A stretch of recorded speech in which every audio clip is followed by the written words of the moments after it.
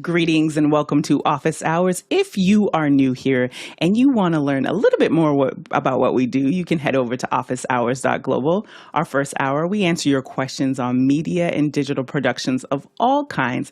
And our second hour is something that we typically want to spend a little bit more time on. And today we'll be talking with the team from Cultivate Brands about branding, how to craft a great brand for your brand identity, and how to set you apart from the competition. So you want to stay tuned for our second hour and go ahead and submit your questions in early. And if you're watching the replay, head over to askofficehours.global where you can ask your questions 24/7. And speaking of questions, Bill, let's get into it.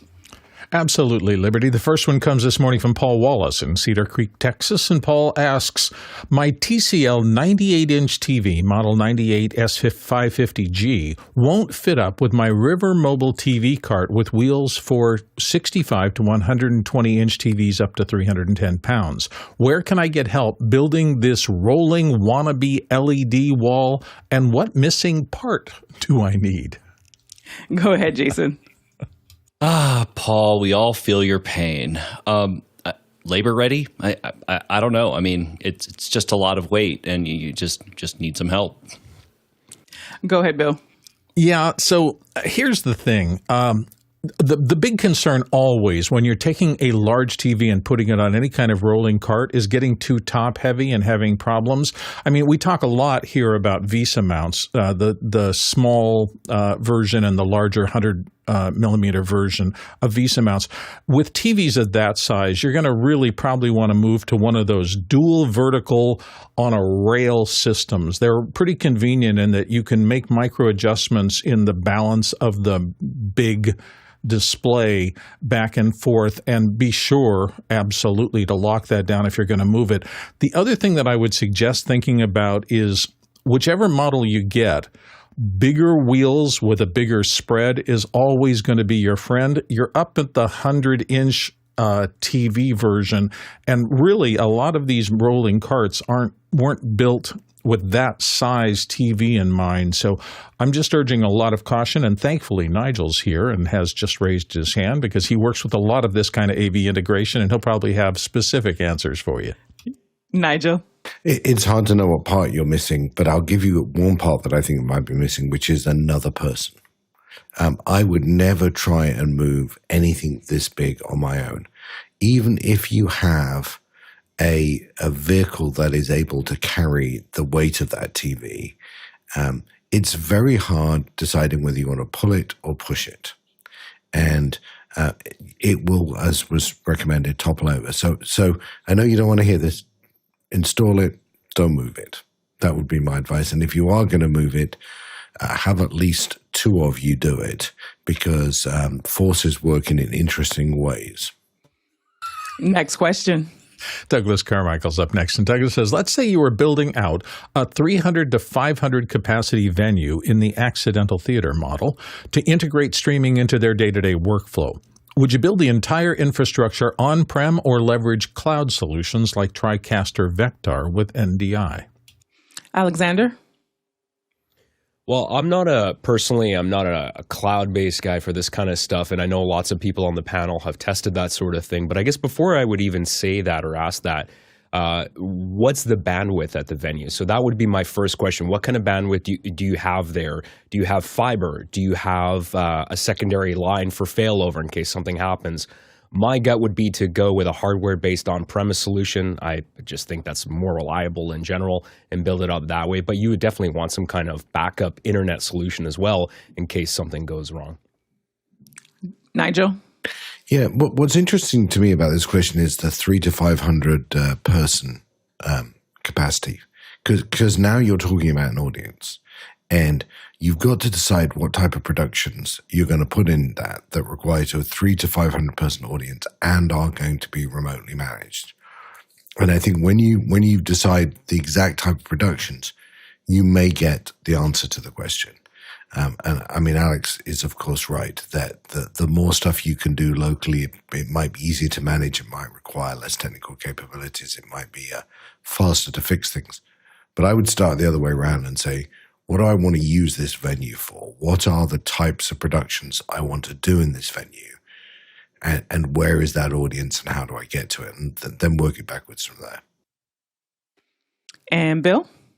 I'd also consider it from the labor point of view. Who's going to be on-prem? Who's going to be able to help deal with the small problems that inevitably move up in any kind of audience presentation?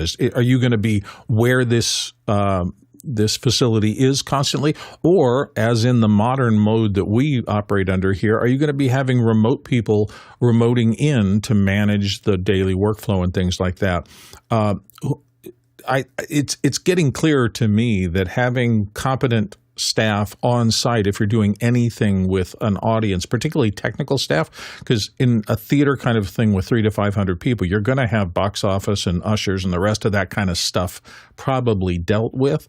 But what's your technical footprint for the people who can help you manage this? What's it going to be on site versus remote? And does that make a difference in how you design it? That's my thinking.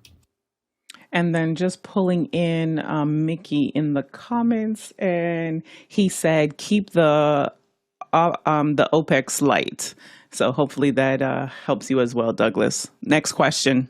David Brady in New York City up next. Need to create a remote button panel used to trigger companion actions from across a performance space. What are the physical limits of tapping into GPIO pins? Or should I be looking at an Arduino with Wi-Fi shield?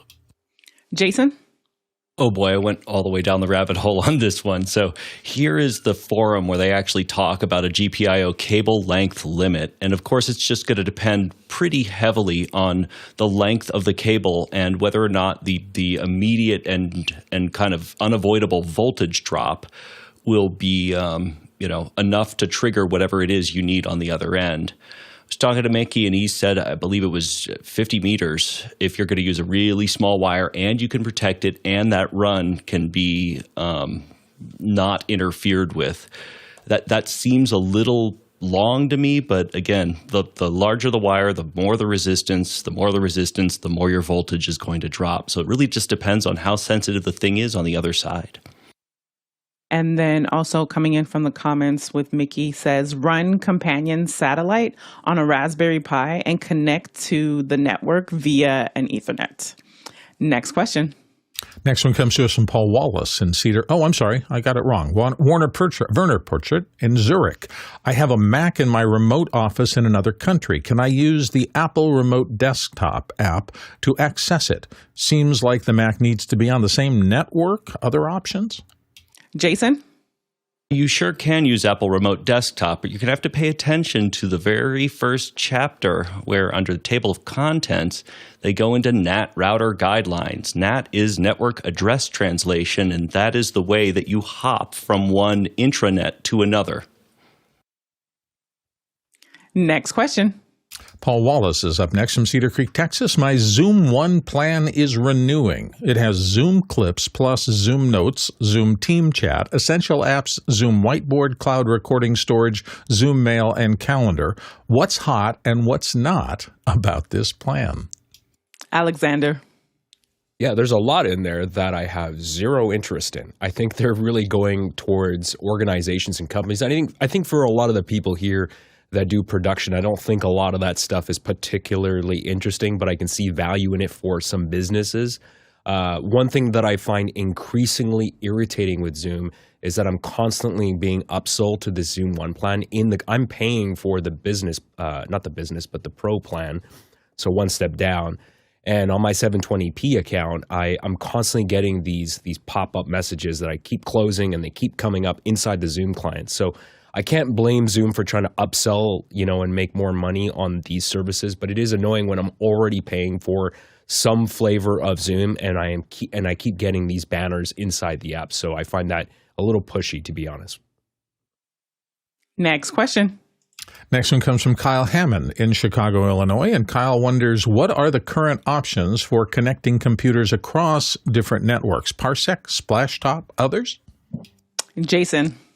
This is exactly what a VPN is for. VPNs are sold to people writ large for a whole bunch of things, and this is actually what they're designed to do, to basically just perform a tunneling between two devices. And if you've got a good router, it'll do it automatically.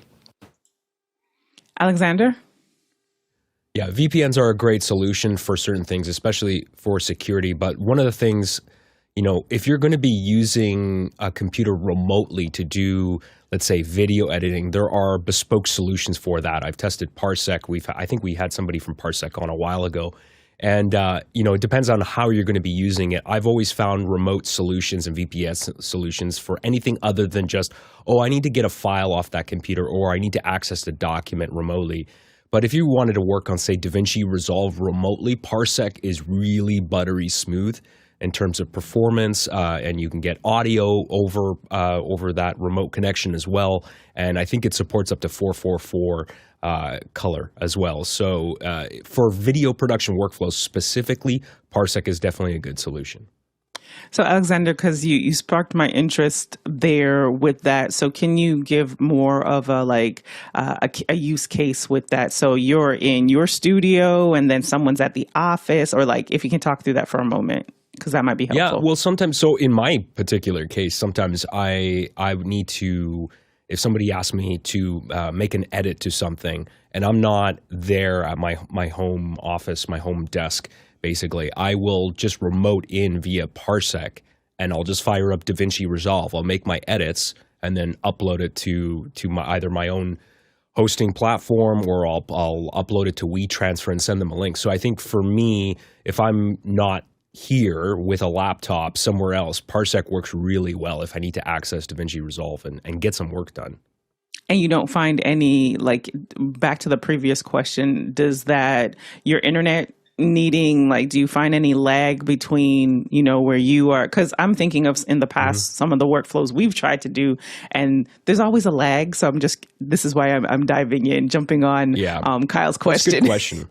Yeah, it really is bandwidth dependent for sure. I haven't had any problems, but I've been pretty fortunate because my home connection here is very, very fast, and the connection that I have and my day job is also very, very fast. So sometimes I will connect from there.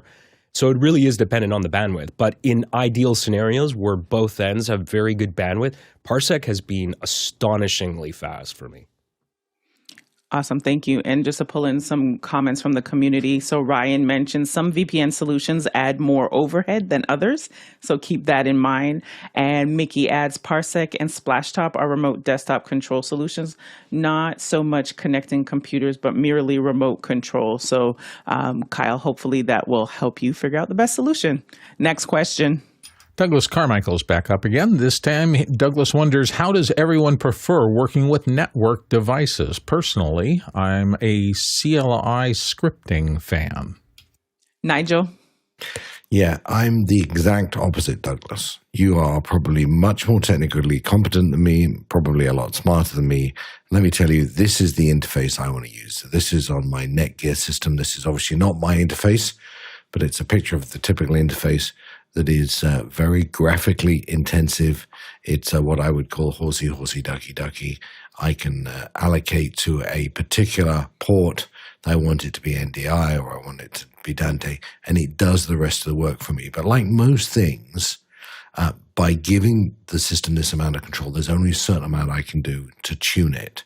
If tuning it and getting it specifically right for you is the most important thing, then a command level interface or a text-based way of doing it is probably better. For me, I'm not trying to be a networking specialist. I'm trying to do something else. So this interface works best for me. Jason? And even if you are a networking specialist, you still need to understand things and how they interact with each other. So I don't know anyone that starts with a command line interface. I think that CLI and scripting is good for repeating things you understand already. Sure, put it in Notepad, copy it, paste it. But that's not great for an initial setup. Next question. Next one comes to us from Paul Wallace in Cedar Creek, Texas. What is Bluetooth that we use in headsets and so forth? Is prolonged wearing of Bluetooth devices on our heads harmful to our health? And should you sleep with a Bluetooth headband listening to podcasts? Oh boy, I don't know if I want to hear the answer to this. Jason? I'll remind you that in around 1950 or so, it was taught the difference between ionizing and non-ionizing radiation, and that is still very much the case. Bluetooth is a protocol that is limited to, let's see, according to Wikipedia, 2.5 milliwatts. So those of you who are in ham radio know just how little that is. I think the most detrimental thing that you're doing to your health is messing with your circadian rhythm because you're preventing yourself from sleeping. Great answer. Next question.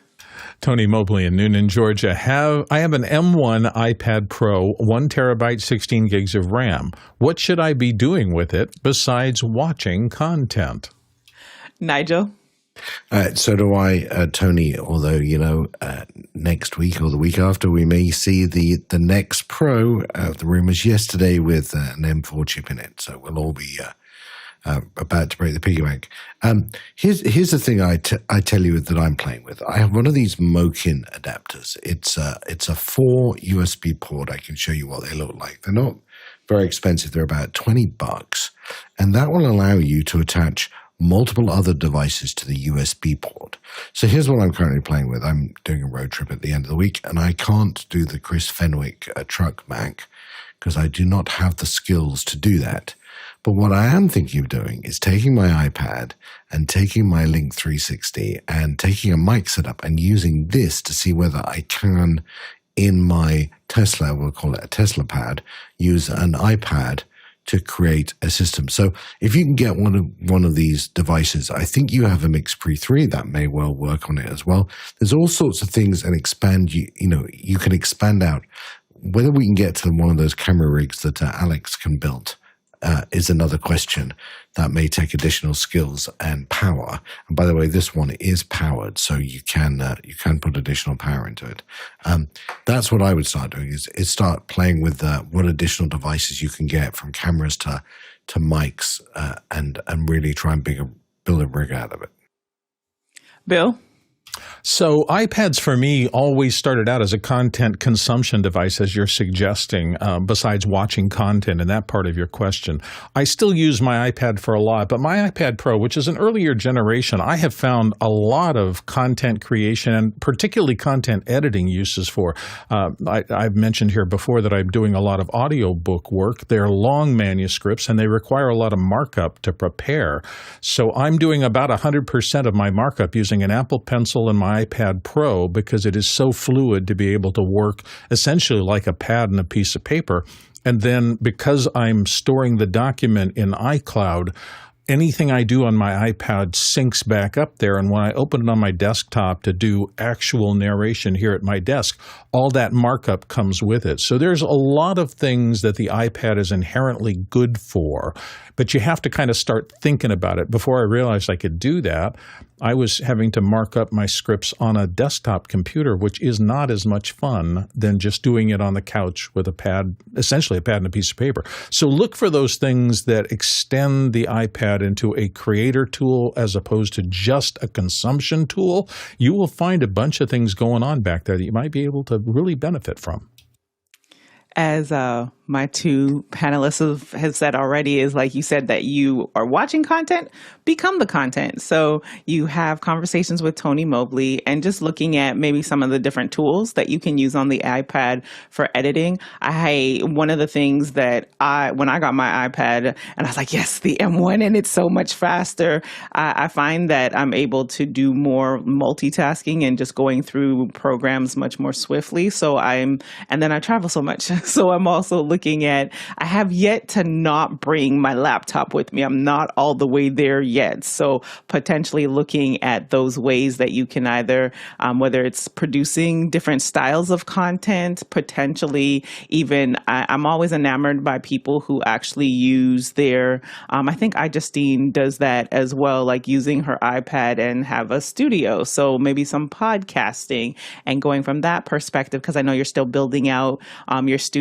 So is that, Conversations with Tony Mobley? Is it now being able to use your iPad to podcast and do the audio aspect of it? As Nigel shared with that dongle, there's so many of them out there that you can use to be able to just get other accessories to work well with it. So we are looking for, maybe we'll have a second hour once you figure out what you're going to go do with that, Tony. Nigel?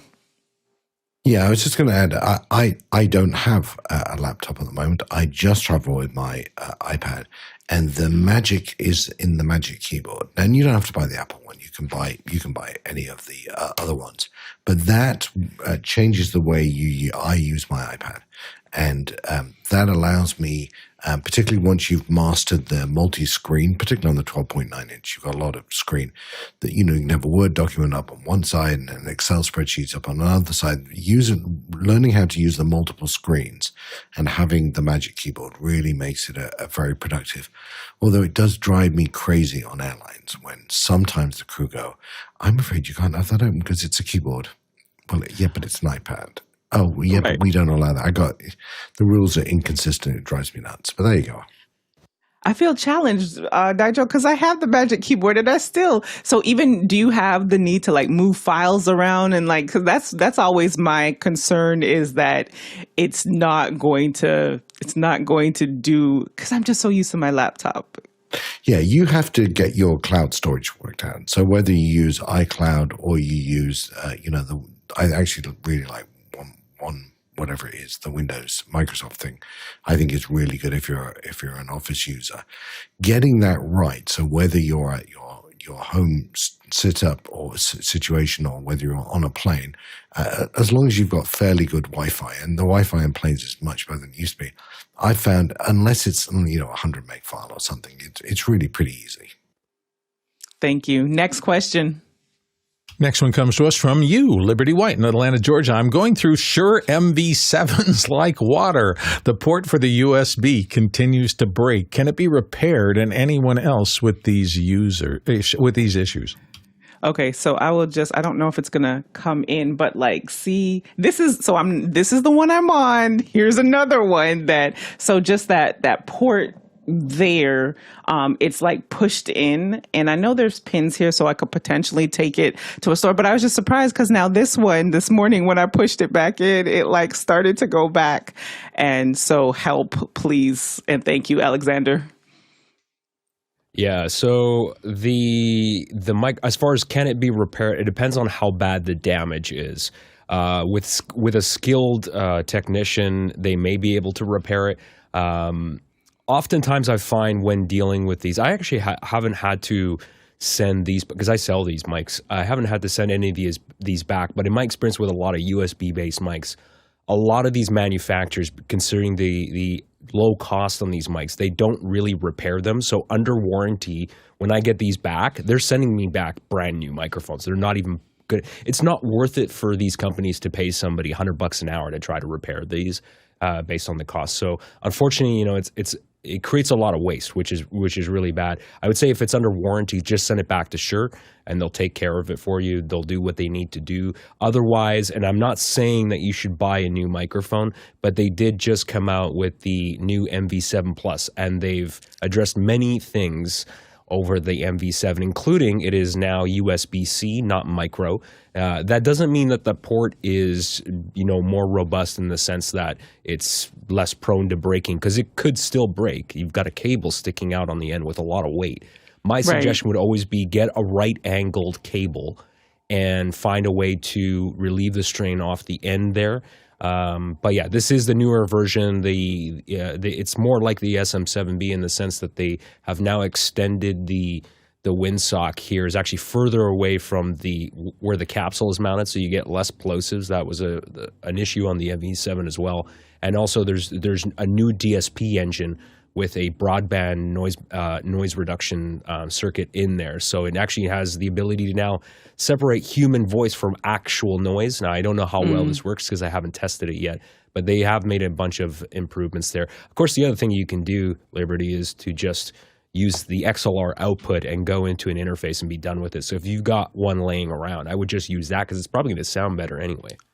And thank you for all of that, because when you're just kind of tunnel vision. So this is why I brought up the question, because one, I just didn't think it would be worthwhile to get it repaired because just of the cost. It would probably cost me more to repair it. But then it was like, wait, I don't even use the XLR for the most part. That I do have interfaces that I can plug that into. So thank you for that reminder, Jason. I'll just kind of take one and build on with it. So if you just take I was looking for one, but this is like a 6-inch network cable, right? But if you were to take one end, plug it in, and super glue it, just super glue it, and then use this as your plug-in, that would completely remove any sort of issue with torquing that bit. That'd be the easy way to go. Thank you. I see Alexander coming in. Alexander. Yeah, another thing you can do too, you can get like a little hot glue gun. If you never want to remove that USB cable, again, you can always hot glue it to, once you put it in the port, that's another thing.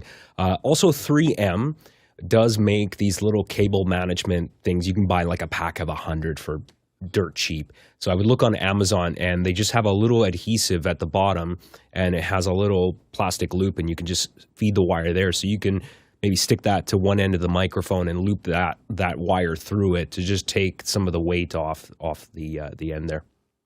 Awesome. Thank you. And I know that Doc Rock did a review. I saw him on Twitter do a review of the new MV7. So I'll put that that link in the community as well for those. Thank you for that reminder. There's a new one coming out. This show is so expensive. Next question. Amen to that. Next one comes to us from Douglas Carmichael. I was very impressed with Jeff's use of the Sienna processing engine for the office hours Eclipse coverage. Would Sienna offer a non-commercial use or a lab license for personal experimentation and learning? Oh, so let's see. Anyone want to take a stab at that? It looks like it, and I mean, Douglas, this would be a great opportunity to potentially send them a note and even share that use case, because I see that a lot of companies and organizations, when it does come to that learning aspect, depending on their business model, let me preface it there, depending on their business model, that they are open to those elements, because that, getting their hands on the tech typically is part of their lead gen. Feel free to send them that, because there might be some inspiration just from seeing what was able to be done, and then you sharing your story with them for consideration. Bill? Yeah, this is one of those things where the more people you know, the better a chance you have of getting something like this to happen. I mean, you've been a part of this community for a long time, Douglas, and you've been an incredible contributor. Your questions have helped a lot of people understand things. People know who you are a little bit. And so, the people who like Jeff Keithley, what if Jeff, knows the people at Sienna well. And so maybe try to work a little of those things and see if you can get some little, there may be a possibility. I don't think they have a non-commercial license. I've never heard of one, and it's a pretty big company. But what I'm truly talking about here is try to work the people involved. Don't just think this is a big company, so there's no one there that would ever let me do something like this. See if you can find a little backdoor process to someone you know, and they'll say, yeah, it's a good guy. Can we help him out somehow? This is one of those things where person-to-person communication can really make the difference for you. Jason? One of the only things I learned in business school is you will be shocked at what you get if you just ask for it. Next question. Absolutely. Paul Wallace comes up next from Cedar Creek, Texas. What's the best rack to hold all your USB cables vertically so that you don't have to coil them up? Any ideas on how to homebrew this? Alexander? One of the things that I use for studio patch cables is this. Let me just cut to it here. The Middle Atlantic wall clock. So you just bolt this to the side of your desk or wherever, and this is great for XLR cables, for 1/4-inch cables. Some cables are going to be too thin to go in here, but you can usually loop them, find a way to get them in there. USB Type A cables, they won't slip through the cracks there. So that's one option. You can't fit a ton of cables, but it's a decent amount of cables. Another option too, which I know Jason probably is going to talk about this, but these IKEA wall boards are great. These are modular and they've got all sorts of accessories for hooks and different ways of putting things on here. And I know a lot of people put tools and cables and headphones and all that sort of stuff. So that's another option. Jason? Yeah, I've definitely done that with both the IKEA wallboard and with one of these Frameworks Gator. Basically very expensive looking fork thing with a bunch of fingers. And anytime I want to homebrew something, I look at the shape of it and then just decide what else costs less money that does that. And the first thing that came to mind was a pegboard with, the pegs that slide out that you use to put screwdrivers between, right? So there's your homebrew. And Bill. Right. With everybody, here's mine, or one of the ones that I have. I actually have one exactly like that one that was shown first with the two trays on the side, but I always end up losing the stuff I put in the trays because I forget about it because I can't see it. Because my tip, mount it high. Mount it so at least a 3-meter cable can do this. When I first put one up in my studio, I put it, kind of below head level, and every cable I had got stuck on the floor and entangled with dust and mess. So I moved it way up. I'm reasonably tall as a human, so the tallest I can reach is better than mounting it low so that everything trails on the floor and you can't vacuum anything under there. Next question. Zach Stallsmith in Chautauqua, New York. With VPNs, would paying for a service to host the VPN connection be better than hosting my own server with OpenVPN installed on it out of my own house? Alexander? Yeah, so as far as VPNs are concerned, back in the day, I used to experiment a lot with this kind of stuff, hosting my own servers, whether it be a VPN or via, or like an email server, that kind of stuff. But I quickly realized that I'm not a security expert. And so the cons very much outweighed the pros of having that stuff. So I would say it's risky, if you don't know a lot about security, if you don't understand firewall management and opening up ports on your network and having to deal with that stuff, I would just go with a trusted source, somebody who is well-known and reputable in the community, and there's a bunch out there. You do have to be careful with VPNs. There's one company off the top of my head, I can't remember the name, where they actually built a pretty good reputation where they have outsourced companies to just basically audit their service and make sure that they're not actually logging you and collecting a lot of personal data about you. And I can't remember the name. Somebody else will probably chime in on this. So I would say these days it's better to just pay for a service and just let somebody else deal with those problems. And for our producers, this is a great time if you've got any questions for our panel to go ahead and submit them, whether you submit them now in Mukana or head over to askofficehours.global. Next question. Next question comes to us from Kenny Hampton in Greenville, Illinois. Liberty, would you please walk us through your method of annotating on screen to office hours? You know what? Kenny, this is funny. So I did not set up my telestrator today, and because I know the production, the back end team just getting my color and everything back straight. However, so basically I go through my my iPad M1, and I've got a dongle, which because I don't have that set up, so one of the Apple dongles here, so it's HDMI, so that will go directly into my Blackmagic Pro, and then just basically get it set up on the back end so that I'm then able to telestrate there. So it would have been great if I had it set. I had a feeling I should have had it set up today, but I thought, the second hour, we've got a guest. I won't need it. So my apologies for not having that, but hopefully that will, that's helpful. So I do have an interface that helps me do that. But you know what? Bill's probably set up with it as well, and Bill can walk through that too. Well, yeah, I do it the simplest way possible. So here's a picture that's running on my iPad, the iPad through Keynote. And Keynote has a way that you can very simply, if I wanted to circle John Preto up there or circle something on my desk, it's got all the standard Keynote things. You can type, hi, and things like that. So it's the simplest way. It's got various colors. If I wanted to show you something down there under the desk, it's really simple and it requires really no special things other than Keynote. I'm running it through a little ATEM Mini and through HDMI into my laptop, which allows it to overlay on top of the regular show. So it can be as simple as that. You don't have to go as complex as some people do. And to come back, thank you for saying that. I also use Notably. So that's what I use as the interface to actually write on it. And if you see me again next week, then bring this question back and then I can actually draw it out as well for you too. Next question.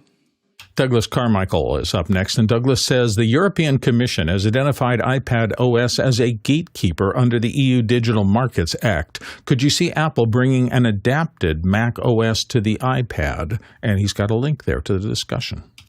Nigel? It's probably going to have to at some point, but I have to tell you, I read through this stuff and read through it 3 times, and I'm still not altogether sure I understand what it means. And I'm fairly sure they don't understand what it means either. The European community, the Union, has many, many problems. This is not one of them. However, this feels like politicians able to do something without doing anything. And I know that you can put an emotional argument together that they're protecting consumers from the nasty, mean, non-European company. But the reality is, I think we've seen it even with the downloadable or the changeable app stores. Apple will comply where it needs to comply. It won't make it easy. It won't make it simple. And by the time the problem is resolved, we'll have all moved on to the next problem. Jason? Yeah, this feels like a conflation to me. iPad OS is an adaptation of iOS, not an adaptation of Mac OS. No matter how much we want Mac OS on an iPad, the EU is not going to get Apple to do that. Next question. Next question comes to us from Paul Wallace in Cedar Creek, Texas. Ubiquity routers and Netgear AV routers seem to be popular among office hours panelists. What models do you like, and how do you mix and integrate these routers with each other and with access points and switches? Nigel? So as I think I've already said, I am not a networking specialist, and I'm not going to play one on office hours. I really need my networks to be very simple, very integrated, and easy to use. So I will go with a homogeneous solution from the same manufacturer where I have seen people do it. And I'm going to share a video which in the chat, which I really, really liked about the Netgear stuff. And that video talks about the different devices. I watched this video, and as a result of watching this video, I then made my selection. I bought a 10 gig sort of hub and then some spokes off the side of it. So mix and match networking products at your peril. I absolutely understand that standards are standards. And as we know, the nice thing about standards, there are so many to pick from. So be aware of things that are not homogeneous and stick with simple, unless what you want to do is become a networking specialist. Next question. Khalid Al-Jamaya in Hassa, Saudi Arabia is up next, and his question is, good morning, office hours. Last week, Alexander Knight was asking for a way to cut lower thirds to be suitable for vertical content. Item Vertical, that's AITUM, Vertical, is an OBS plugin that will do this. So he's helping us out, and it's got a link to it. Oh, well, Alexander, were you able to find a solution when you asked? Because I was also highly interested in that too. Yeah, Kelly, I really appreciate the suggestion. I'll take a look at that. I actually am not an OBS user. But it's definitely something that I need a solution to right now, because I don't have the time to reassemble footage from the original ISO videos minus that graphics. I'm kind of baking that stuff in. So I've got to really make a decision. Do I keep using lower thirds, or do I just redesign them? Right now, they're just PNG files. They're just graphics I'm overlaying. So really, really dead simple. So I just have to think about how we're going to design those and whether or not do we try to put the people's names in the middle of the screen to make it work. So I just have to test it and see how it looks in vertical video. So that's the big challenge right now. Jason? Yeah, call it apologies if you submitted this early, then we didn't see it. But I just skimmed through the video, and it looks like a pretty simple, just straight up crop plugin for OBS, which will certainly do some of it. But it really just depends on what you're trying to do. If you want to be able to output two simultaneously and you're right in the middle of the frame, then sure, I don't see why not, as long as you got the computing power. But, really you need a clean feed. And if you don't have it, then this gets very, very tricky very fast.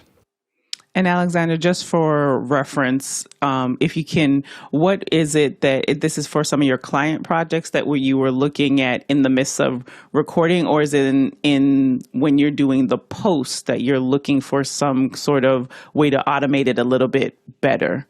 Just as a refresher. So for the podcast that I do, because I use an ATEM mini switcher for those that don't know. So I just basically, I use the media engine. I've got my graphics files in there in my ATEM. And then when someone's on screen, I'll just pop up the lower third, which goes across the entire bottom of the screen. The problem is I'm using tools like Opus Pro AI to help me generate short content. But the problem is when I upload the full 16:9 video and it makes these vertical videos in there, you can see it's just you can't read the lower third. It's cut off. It looks really weird, and that's the problem right now. So I either have to change the graphics and find a way to make that work in vertical video, or just not use them a lot. Like Jason said, this gets really complicated real fast because unless you have a clean feed or you're willing to rebuild from the original source files, which takes a lot of time, and I have seemingly less and less time every week to work on this stuff. So I've got to find a better solution for it. Yeah, it looks like the community in the chat has put some great tips. So create a totally separate deliverable for vertical based on the clean feed. That's from Mickey, and there have been cosigns there. And you can do very, very cool. So Ronnie says you can do very cool stuff with vertical inside Mimo Live with face tracking for the vertical output. So So if and when you find time, because that's the whole point of this, right? To optimize our workflow so we don't have to, but maybe a little work on the front end to figure out which way to navigate, and then bam, we want to see we want you to come back and maybe we'll do a second hour with that workflow as well. Next question. Zach Stahlsmith in Chautauqua, New York, looking at switching to Malwarebytes basic security package to protect and monitor Windows, Apple, and mobile devices. Will this do the job, or is there better software? Jason? Okay. Rarely do I get to use superlatives, but here's one of these cases. Never put antivirus on a Mac. Never. Never do it. Don't do it. It's a terrible idea. Don't do it. I don't need to explain why. We could get into it, but really, you don't have enough time. And as far as Windows is concerned, 90% of people, 90% of the time are going to be way better off using Windows Defender because you have to look at motive when it comes to antivirus. Antivirus is only as good as its definitions, and Malwarebytes is only looking to sell you things and then, in turn, to sell your data. Microsoft wants to make sure that you don't get a Mac. That's the very, very short version of this. But no, I would not play around with this. And the last ultimatum is no antivirus will prevent infection. Just remember that. Alexander? I'm primarily a Mac user, and more on what Jason said about it. But, I grew up using Windows, and I've been using Windows since the early 90s. And I spent many years working in IT and having to deal with, I've seen every antivirus / anti-malware program. I've used them all under the sun. I've had to remove a lot of them and troubleshoot them. They are not worth it. The amount of hooks that they have to get into the operating system, the fact that they slow your computer down often, they're just not worth it. Ever since Microsoft started to make a concerted effort to have their own antivirus, anti-malware tool with Windows Defender, it does a pretty good job, and it's a lot lighter, and it's built into the operating system, so it is much less intrusive than these third-party solutions, which, by the way, now everyone's on a subscription and it doesn't work if you don't pay for it every year. Just don't even go there.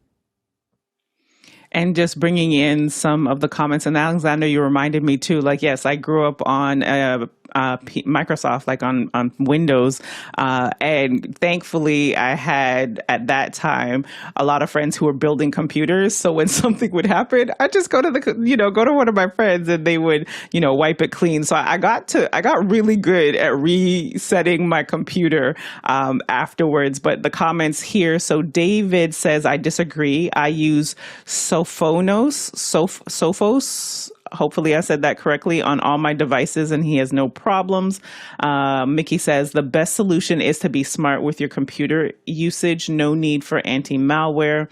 And then JJ says get a FortiGate firewall and use your Edge appliance as your antivirus. They never use a USB stick.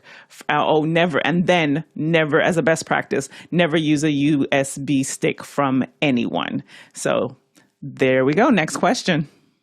Next one comes to us from Tony Mobley in Noonan, Georgia. I have two M1 Mac Minis and an M1 MacBook Pro 14-inch. I have 2 terabyte Samsung T7. Do I need an additional T7? Should each computer have its own external drive? Alexander. No, not necessarily. It depends what you're doing. I mean, the thing is, if you have any kind of external storage connected directly to that computer, it'll be far more performance. So if you need to edit audio, you're working with a virtual instrument library, or even more intensive work, if you're doing video editing, you're going to want to write and read data from that local SSD or NVMe drive. You're not going to want to put it on your network, unless you've got some crazy fast NAS storage on a 10 gig network. So I would say, Tony, it really depends. What are you actually doing with it? And do you need really fast read and write access speeds? And if that's the case, then having the drive connected directly to that computer is going to be advantageous to you. If it's just, I need to occasionally back something up or copy something, well, you can do that over the network, and you can just, leave one Mac as a server, so to speak, and just share the drive over the network and copy files to it when you need to. Yes, Tony, in the comments as well. And if you want to, feel free. We have time for you to submit another question. Mickey says it depends on your use case. As Alexander said, why? And from what I know of your use case, no. So if there's something specific that has changed or come up, and this is what has prompted you to just think through your workflow here, go ahead and submit that question with the use case, and then we can help you think through that as well. Next question. Next one comes to us from Rian Smith in Trinidad, down in the West Indies. And Rian says, how high and what stands do you mount your pan tilt zoom cameras on? Tripod, light stand? And he's talking about corporate and social events. Go ahead, Bill. So the biggest problem that I found, used to do a lot of public speaking events. I was hooked up with the National Speakers Association, so I found myself in the back of rooms a lot, having to videotape them. And it really comes down to stability and traffic and what the circumstances are with the room itself. And what I mean by that is tripods are always going to be more stable than a monopole solution, a light stand or a C stand or anything like that, just in terms of its ability to keep the shot stable, particularly as people walk by, are moving around it. I can't tell you the number of times on a long shot from the back of the room, I've gone, why is the shot all of a sudden jiggly? And it turns out somebody's just walking by a poorly stabilized camera. And I still see that all the time now. That also has to do with what's your zoom ratio, how far back do you place the camera. We're getting these smaller camera now units, and so we can put stands, I think, closer and still not obstruct the audience view. And that is going to really help a lot because it means you can get your cameras ahead of where the audience will possibly be walking around it or by it. In the early days, we used to have to do things like I had a spider pod, which was how I elevated my tripod over the floor and still have some sort of stability. But every time I used it, someone inevitably would come over and set their drink on it or do something. I mean, even if you're building platforms to kind of stabilize your camera, you run into these difficulties. So remember, the thing that damps vibration more than anything else is mass. We've talked about that a little bit here on the show. So my lowest success rate idea is a single pole stand of any kind up high with a small non-stabilized camera on it. That way shakiness lies. And the wider your footprint at the bottom for stabilization, a nice, well-stabilized tripod, much better for getting that solid shot that you're looking for in a PTZ camera. Jason? 100% when it comes to stability. I'll expound a little bit more on just subject matter. If you are shooting a person, right, and that person's eye line is going to be, relatively standard, there's a golden rule in video where you never, ever shoot someone from below. If you can help it, you never do it because it never looks right. It gives you this weird, it's the same reason you don't light someone from below. You get the flashlight, under the face look. So to that end, I would start with the eye line and recognize that the pan, tilt, zoom of the camera is only going to have so far down that it can go, and up it can probably go all the way. But like that's really your starting point. Is if you're shooting people, the eye line is where you start. Bill? I'm going to support everything Jason said there. That's one of the reasons that I went to either first a built-up platform and then a spider pod, because most of the time your speaker or somebody is on stage. If it's a singer, performer, they're going to be elevated above the audience. The audience is going to be between you and that elevated stage. So if you can elevate your platform that your camera, your PTZs are on, to about the level of their eyes, it's going to do two things for you. First of all, and most important, it's going to clear your shot up because the audience, even if they stand up to take a bio break or something, isn't going to obstruct your shot. You've got a higher audience and you've got a higher stage, and so everything happens that's distracting below that line. I just 100% agree that this is the best kind of circumstance. And then the other part of that is what I was talking about in terms of stability. Make sure that you don't allow any camera rig that people can get to, either by walking or putting something on the table or bumping it, because that will mess up your shots every time. Yeah, you'll learn that one time and never do that again. Just bringing in, because this is a new name that I'm seeing here, Dean also echoes the same sentiments of the panelists, high enough to keep heads that walk in front of the camera out of frame. So rule of thumb, if you forget everything else, that high. Next question. Next question coming from Gordon Lake in Los Angeles. What would be a no-compromise setup for Zoom meetings, including lights, camera, sound, background? Nigel? No compromise seems like a bit of an open question for this group because, the answer might be I would like a LED wall and I have to move house and buy studio cameras. So I'm going to give you the annoying answer, which is whatever you can operate. And the best thing to do is to focus on content and not focus on the technology. I mean, look, if money was no object, I'd probably put an FR7 or whatever it is in this, in my little studio. But I don't need a $10,000 camera. I have a $2,000 camera, and that's quite good enough. So the sequence I think we always talk about is make sure you have enough bandwidth, because the bandwidth is a hard and not Wi-Fi bandwidth. Get a good mic. Get a nice camera, make sure you have enough lights, then fuss with your background. But more than anything, the only thing you should have no compromise on is your content. Alexander. Yeah, this is a fun question because we get to be utterly ludicrous and absurd with our suggestions right now, since we're not talking about budget here. But before I get into the addressing the question specifically about lights, cameras, and sounds and background, don't forget about acoustic treatment. I would highly suggest you, if you're going to go this route, invest in something like these London room kits from Prime Acoustic. They sell different sized versions of these kits in different colors and a paintable version. I have these in my home studio. So start with the acoustic treatment because that is your first line of defense in terms of sounding good in the room. And then as far as if we're talking about everything else, Lights, yeah, you could get an ARRI Sky panel light. Those are really nice. FR7 PTZ full frame camera. That way you never have to get out of your chair to readjust your camera. You just push the button in the app and you can move the camera. As far as sound is concerned, something like a Mix Pre 3. And there's so many good options for microphone these days. SM7B, RE20, or an RE27 like this one, or this AKG C414. There's so many different options for that. And as far as backgrounds are concerned, that's more of a personal taste thing. But if you want to have shallow depth of field, having the background further away from you is always a good idea. And, just be creative with the backgrounds. Like with me, I went through a few different stages, but I put these two large prime acoustic bass traps behind me, and I decided to get these IKEA string lights, which I thought looked cool. And I've got this, where is it? This right here, the ADJ, American DJ LED meter, which was about $100. And then, a cheap $50 on-air light from Amazon, which I had to throw some neutral density filters on to take it down in brightness.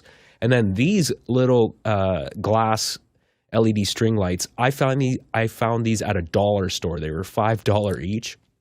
They run on batteries. And since I didn't want them to run on battery, what I did was I actually wired them over a USB cable to a power supply. So now these actually run on AC power. And I never have to worry about that. And then I've got these little Parcan lights behind me, giving me that little splash of color there. And then I got a fake IKEA plant here that I never have to look after. So there you go. And Bill.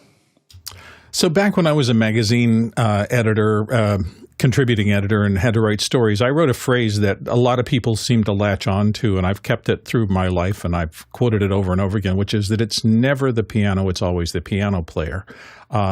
Even modest equipment used with intelligence and some skill behind it can get you really good results. So, as everybody's kind of implying here, it's not how much you spend or whether you get the perfect equipment. It's whether you truly understand what to do with that stuff. And I think that is more true of this kind of Zoom sessions. I too have, the two key lights doing iFill for me were, I think, maybe $12,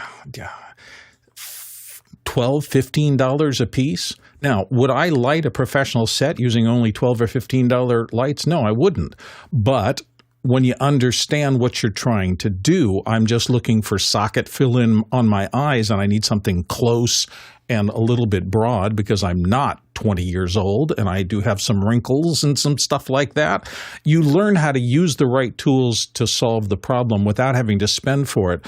And as with the piano metaphor that I used, a person who doesn't know how to play the piano, you can give them a Bosendorfer or a Steinway. It's not going to come out better.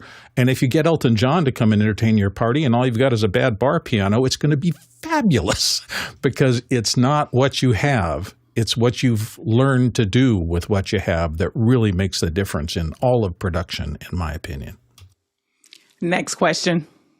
Robert Green in Los Angeles. What Wi-Fi routers are the panelists currently using, and are you using Wi-Fi 6E? Nigel? I have the basic router that came with my service from Google. I can tell you that it is a 6E router, and I use it only for iPads and phones. Everything else of any matters is all hardwired. And Jason? Yeah. +1 on the, if you can hardwire it, because the worst Ethernet will always beat the best Wi-Fi. As far as 6E, I only have a handful of devices that use it, but the U6 Enterprise from Ubiquiti does a pretty good job. Next question. Next question comes from Roz Humphreys in Comax, British Columbia. Given the antivirus discussion, I use Clean My Mac to scan and manage my Mac. What is the panel's thought on this? Nigel? I used to use it. I've unsubscribed from it. I don't think I was getting enough value. I found Cleaner One Pro does the sort of things I needed to do. I don't have to pay the annual subscription. Mostly I use it, I have to tell you, to make sure I clean up files, and occasionally it's helpful for defragging your drives or at least working out why you've got 17 copies of the same file. But I used to use that all the time, but I just go to Cleaner One Pro now. Jason? If you don't know your jewels, you'd better know your jeweler. And in this case, if you don't know what it's doing, you really shouldn't go there. And we have a great week all lined up for you just before we get to our second hour. And I'm looking forward to tomorrow. We've got Nick Jesterson coming in, and he's going to tell us about some of the latest updates of what's happening with Epic and in that ecosystem. So you want to first of all, you want to make sure you're signed up for our newsletter so you can get, because we also send links so that you can be prepped for some of those shows. And then on, Wednesday's the microphone. I might have to come back for that one where we'll be talking with Senior Market Director Laura Davidson, to just go through some of how to enhance your quality with your microphone. And of course, on Thursday, we're also going to go through storytelling and editing. So for the rest of the week, you want to head over to officehours.global where you'll get everything. But if you want to participate in this community as well, you can also, Saturday is the day when we do a lot of for our new people and just giving you the lay of the land to help you just figure out how you can participate in this community and grow as well. So keep tuning in. And we're back for the top of the second hour as we get into talking with our team here from Cultivate. So welcome, Chris and Mark, to Office Hours. We're so happy to have you all here with us today. Thanks, Lindsay. It's good to be here. Thanks. Awesome. Great So to be here. we're going to get into branding. And before we get into your origin story and really how you got into the space and came together to develop Cultivate Brands, let's like set the table for our community of, a brand. And what is a brand? What does that mean? Because so often people get advertising, marketing, they just know that it's the stuff that they need to be like front facing with the world, with their business, or with their personal brands. And there was a quote that I've heard where it says, a brand isn't what you say you are, it's what people say you are. So that being a really high level way of describing it. But if you can each give us a moment and just sharing with us, well, what is branding? And then we can get into a little bit more about your stories and Cultivate Brands. Yeah, absolutely. Well, we'll flip the order a little bit, and I'll let Chris answer that first one, and then I'll give you the backstory.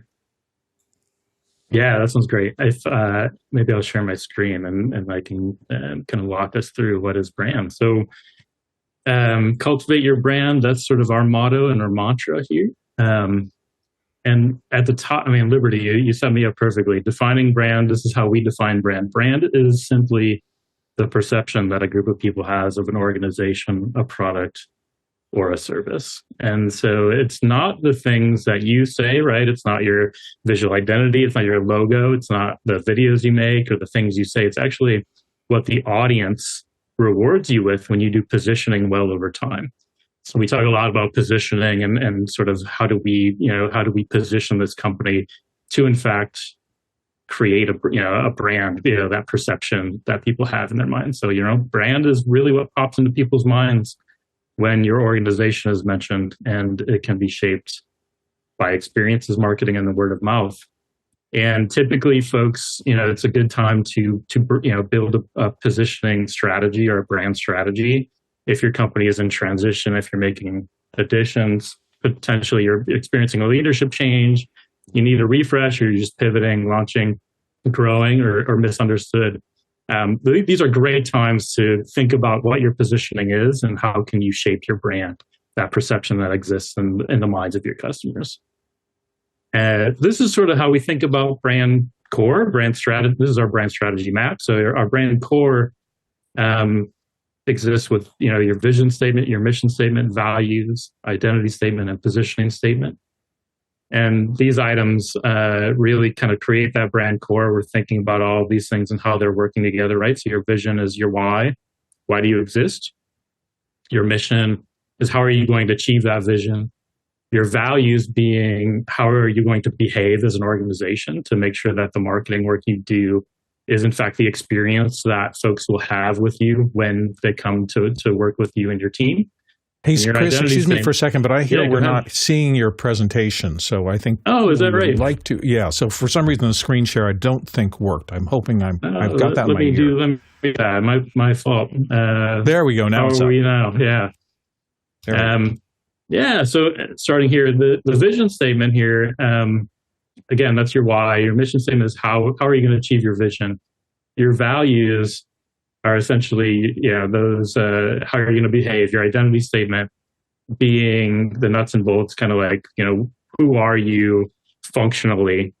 And then your positioning statement is sort of the intersection of all four of those things: your vision, your mission, your values, your identity statement. So that, positioning statement really is, how are you going to be different? How are you going to stand out? Where are you going to plant your flag? And then we take a look at your brand personality. These are things like your brand attributes, your look and feel, voice and tone.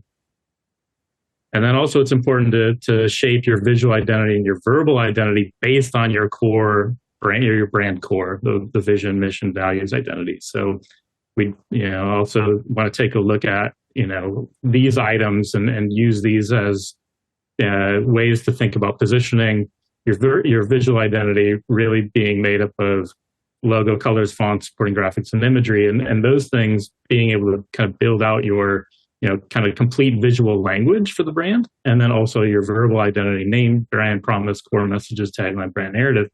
That formulates the kind of verbal identity and sets that up for us. And then we want to think about brand rollout. So it's not just about building the strategy, something that exists on paper. At the end of the day, it's like, well, how do we take that and roll it out to the world through either collateral, digital experiences, such as a website or an app, Google search campaigns, social campaigns, ad campaigns, etc. So that's really how we think about our brand strategy map, and what we mean by positioning.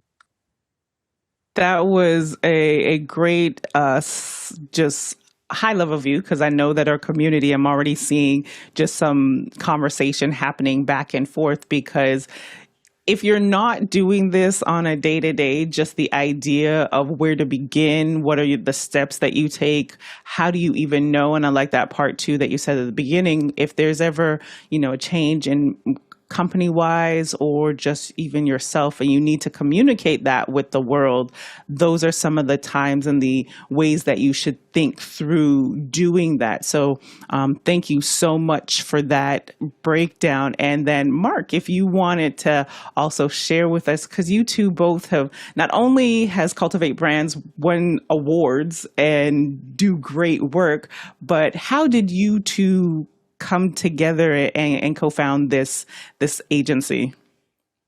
Yeah, thanks, Liberty. I know both of us, actually, we met back in college. We started the company in 2005. Chris, if you didn't know, he was actually my college professor for one of my courses in typography and graphic design. But we started really as a group of creatives, doing photography, video, graphic design, things like that. And for probably 10 years, we really functioned as a creative shop, doing creative things. And I think for us, this transition into kind of where we are today, where we've really planted our flag around branding, brand strategy, brand design, was really kind of a journey of sometimes a lot of struggle of just figuring out, like, what should we make as creatives in the first place, on behalf of these clients, these businesses and organizations. And so for us, it's been about still doing all that creative work, but how do we put ourselves and our clients in a position where there's really kind of clarity and conviction about what we're doing, and then kind of a way to evaluate afterwards, like, are we shaping this in the right direction? And then maybe the other piece was, like, we always had a wide variety of interests in media production and all of that, and what was just like this, like, it felt like it was all connected in some way, but it was sometimes hard to figure out how. And for us, kind of focusing in on brand strategy, and then really that positioning and perception that's out there, kind of became the glue that let us kind of tie all those things together. So. Chris gave me, I think, a B minus too. I didn't get a great grade. So I'm still like, I kind of got a chip on my shoulder on that one.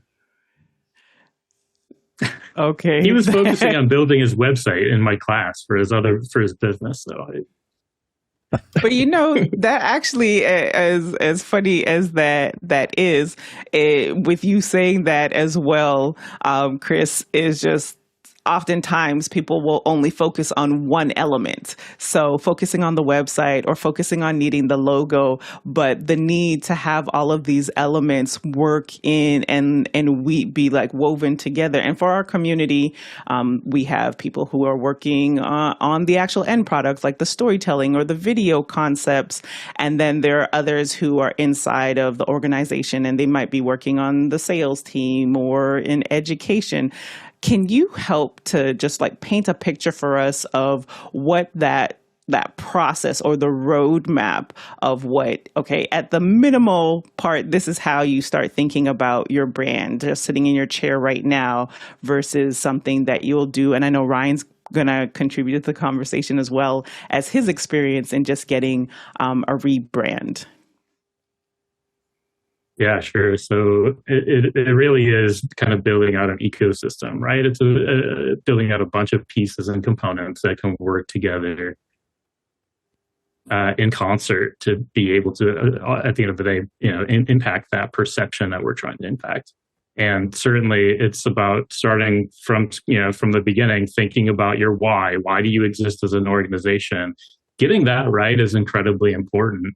But once we kind of build out that positioning map for the company, it really then is how can we take this great work and activate it? It's, we see a lot of times strategies kind of just end up on paper, but how do we activate it through great creative work, right? So how do we, as creative directors, kind of direct that all of the different teams who are building the website platforms and building your visual, kind of language, and then ultimately, rolling that out through video? How do we ensure that all of that is pointing back to that why? And at the end of the day, the positioning. The positioning is our litmus test for all of the things that we're building. And it can even, go beyond creative. It can go to how are we going to, say potentially you're thinking about adding a new product to the services that you offer. And it can be a litmus test for whether or not you add that product or how you add that product. And so we kind of want to use, all of those components, to be able to build that perception. Awesome. I'm going to start getting the panel. So producers, you have an opportunity to go ahead. We've got two experts. If you're thinking about your personal brand or maybe for your business or even as a freelancer, this is a great time because this is thousands and thousands of dollars that we're getting those insights to just how to recreate or course correct with a brand. Ryan? And there's a couple things that I'm super, reasons I'm excited to have Chris and Mark here. From an origin story and how did I meet these guys? I got a link from a friend in an email saying, hey, there's this construction company that I'd love for you guys to meet. And here's Julie's contact info. And so I naturally Google the construction company and I find my way to their website.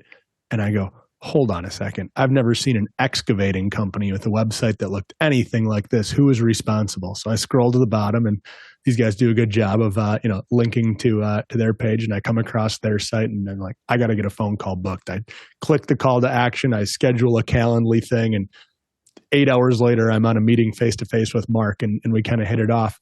And so I've been working with them over the last year or so on a couple different organizations and projects. And there's a couple things that I've really matured on in my own understanding of this space. And there are many things I'd love to talk about today, but I'll start off with just one key learning that has stuck with me more than anything.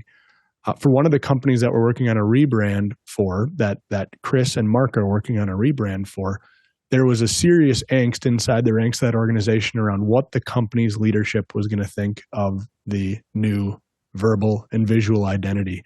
And Chris and Mark have been relentless in bringing to the forefront personas, buyer personas, and putting Abigail as one of those buyer personas up and assessing all of the work that's being done and all of the new brand and visual and verbal identity components, looking at them through the lens of Abigail and how Abigail feels and whether she is more compelled to act as our persona, and doing a really good job of reducing the amount of interest that we have in what the company itself's leadership thinks about the visual and verbal identity of the organization. And Nigel? Yeah, lots of good stuff. I'm sure we'll go into more details.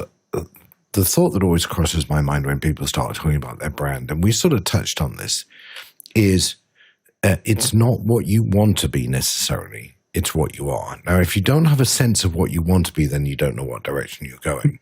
But make sure that when you think about your brand, particularly if you don't have the ability to spend all the time and the money on the consulting, is think about what you really are. And the best way to know the answer is not ask yourself, but ask those around you.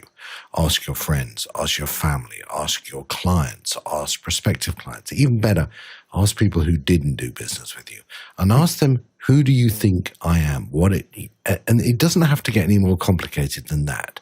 And what they'll tell you is what they think you are in terms of your brand. And you can then start working it from there. But my biggest fear whenever I get involved in brand projects is that people tend to focus on what they want to be. And while that's important to know, it's also really important to understand what you are too. Yeah, you know what, Mark and Chris, that's a great point of, let's say, again, just with the folks in our community where you've been known for something for so long and you're looking to change. What would you say, based on what Nigel shared, where does someone begin to do that discovery? Yeah, that's a great question. I think oftentimes it is a little bit about maybe splitting off that business strategy from brand strategy, in that, one, making sure that you have a kind of a business plan intact, that all that makes sense. But then, part of shaping that perception, it's like through the marketing work and the messaging work and the things that you put out in the world, but also very much about just what people's experiences are when they're interacting with you. And so thinking about kind of that sort of pivot from kind of maybe being known for one thing to another, it really takes kind of a concerted effort on multiple fronts, through your messaging, through the experience someone has when they interact with you. And I'm sure that even applies, as Nigel was saying, kind of just to the personal effect. I my kind of early in my career, shot a lot of weddings, and that was just kind of the thing. I was like, that was kind of the hole that I was kind of living in, and had to kind of work towards shifting that to a bit of a broader, a broader thing, because that was the direction I'd wanted to go. Chris, you're on mute. You're on mute, Chris. So the reason we have called our agency Cultivate really is because things change over time. Markets change, industries change, you add new products and services, things are changing. And because you need to, you're kind of like changing over time, you need to be constantly looking at your brand and going, is the perception the thing that, we want to exist in the marketplace? And as things change, you have to go back and take a look at that positioning. You have to go back and take a look at your why, and think through, when I add this product or service, or when if I want to shift my perception in the marketplace in this way, what are the things I need to say? And so it is an important aspect of brand strategies, pivoting, when you add new things. And I'd say, anytime you're adding something new, it's worth going back to your position and back to your vision and mission, and thinking critically about whether or not those things are correct still. Bill? So I want to follow up on change. You were just talking about it. It seems to me one of the biggest challenges that everybody has, big companies, medium companies, small companies, individual entrepreneurs. There is so much clutter in the marketplace. There is so many voices competing for every eyeball every second that it's an odd thing. I mean, the joy is that I can sit here and touch the world. The challenge is that I can sit here and touch the world, and I can't realistically do that without some sort of strategy for figuring out what's important. And it just seems like that gets harder and harder. Can you guys talk a little bit about how you approach this idea of when everything is competing for an eyeball, figuring out how to find your people becomes the biggest challenge of all? And I think everybody who's watching this struggles with that now, no matter what level you work on. That's exactly right. I mean, you're competing for eyeballs in every single way. And so it's finding the right people can tend to be kind of easy. Saying the right things to the people, that's what's difficult, I think. And, thinking through like, what are these compelling elements that are really going to stand out?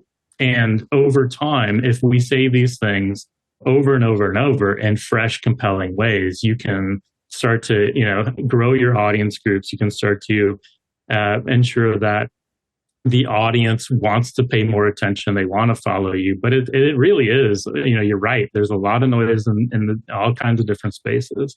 And, so building a brand or positioning becomes incredibly important to stand out. And that's really done through understanding what your why is, and not just saying, the things that the competitor's saying, but understand, how are you different from that competition? What matters to this audience about how we're different?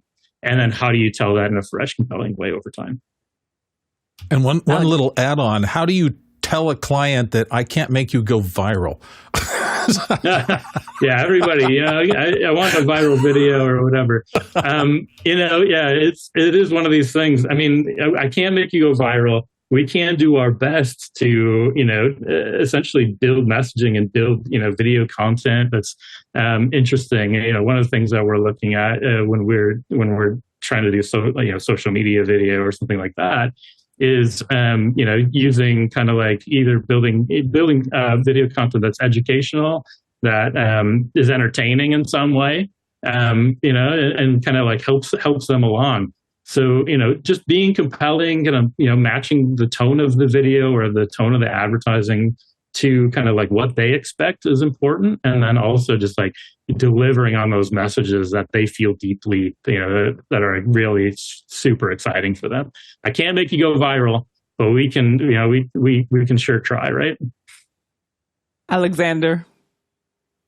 Yeah, I was hoping all of you could give me some advice because I used to work at a marketing company. So, what I was taught was about when it comes to branding is, consistency in messaging, consistency in design, and coming up with coherent design language. But one of the frustrating things that I've found, and to give you a specific example, is I used to do this podcast with somebody and we had a logo.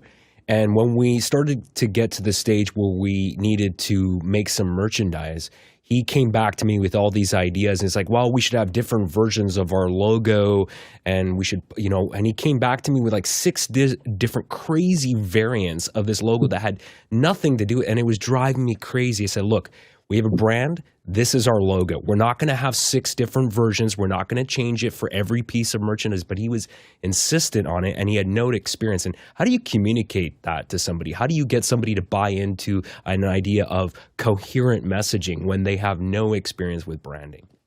Yeah, that's a great question. And it's especially complicated now where the expressions of a brand need to be so varied, digital, the physical, environmental space, all that. I think maybe it's a little bit helpful to think about the reason for that consistency, and it would be because you think of like a logo or a tagline. Oftentimes those don't have a lot of meaning initially or in and of themselves, but they can function as almost like anchors to which meaning and ideas start to get kind of attached as it builds and grows and folks become aware. And so really it's about how do you, retain that kind of that core identity, that core meaning, kind of in all different applications. And a lot of times when it's about maybe not thinking about a singular logo, but more about we talk about kind of verbal identity and visual identity. These are it's almost like a design system. It's a system of colors and a typography and graphics that can be varied to some extent, but need to be cohesive. So I think it's just kind of goes back to that kind of core. I don't know if that helps, but Jason. Mark, I love what you said about cohesion. One of the problems that I've run into as a technologist with my clients is that they understand the codified part, the lookbook. Oh, we need a logo, we need colors, we need fonts, we need consistency in supporting graphics, all of the things that were in your brand strategy map, imagery that, in some way is consistent. And then they get lost in this pie in the sky abstraction part of it. Right, where the message starts to just, it's not a what do we do, it's let's brainstorm for 4 hours and then the staff's just going to get it, right? Yeah. And like that is so complicated. Right. But yeah, I'm sure you struggle with that. What's your advice for, marching orders are easy. A lookbook is something, you spend money and you get it and you decide it's good and, that can be implemented. It's much harder, of course, to get a message, right, which is the precursor to how you want to be seen, right, out into the world and to the staff. Forget about the public, right, but the staff. Absolutely, that's great. I think part of the work that we do, and this isn't actually, it's not even about us. I think good branding, all of that, what it really is it's a mirror or a reflection back of kind of what is intrinsically true about that organization. And I think probably the best outcome is when it almost feels like Inception, where you it's like we do this work together with folks, and you kind of hold up that mirror and they're just like, that's it, that's us. And then they start to use those words and use that language, it almost becomes second nature. And then it's I guess having some permission to just then live that out and put that work out in the world. I don't mind too much if things aren't perfect. You don't want to lose the forest through what's the saying? Lose the forest through the trees, trying to get execution perfect. But if you have kind of that framework, that's for your brand, for your verbal and visual identity, and it ladders up kind of to that core of who you are, it becomes a lot easier to just kind of figure out what to say and how to put it out there.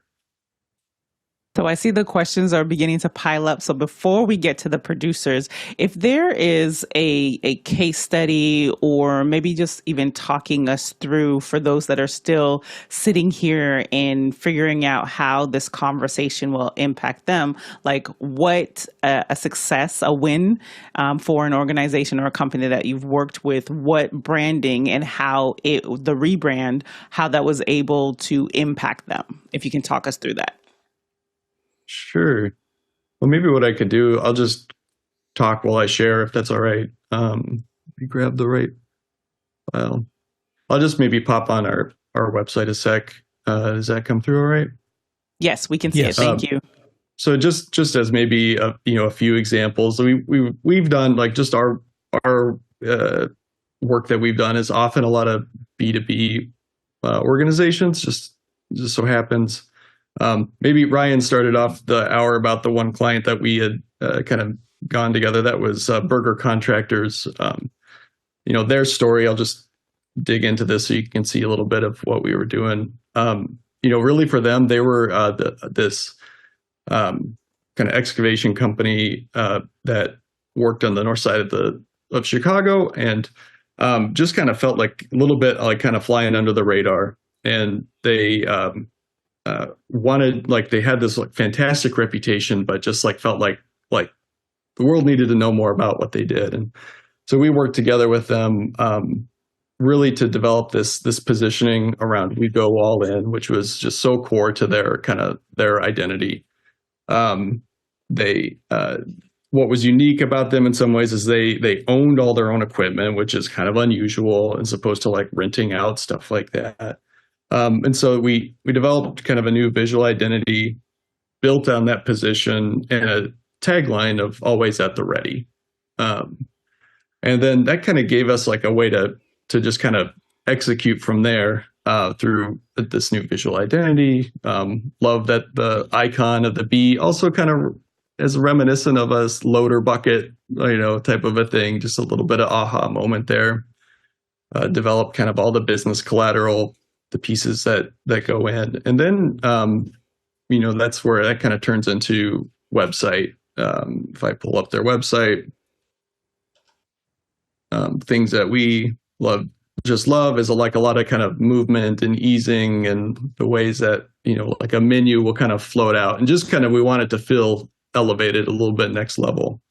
And maybe one of the things that we did this past year that we were really excited about was we built this campaign on the idea of resiliency. It was kind of like celebrating their own team and just the tenacious like spirit that they approach their work with. And we got to work with them to develop some kind of a brand film, kind of tied them back to this idea of like kind of being a boxer or a mixed martial arts person. And this was used a lot for kind of recruitment and brand awareness, and just folks in the industry get really excited when they kind of, can almost like identify with that. Like, that's how I feel about doing my work. Maybe one quick example. Yeah, that's outstanding. And yes, the floodgates of the questions are in. So Bill, let's dive into them. Absolutely. We're going to start this morning with Robert Linkram in Belmont Shores, California, on the advertising element of ad agencies in general. How do you decide if and when to utilize some of the persuasion techniques, such as BAND WAGON, just plain folks, and so forth?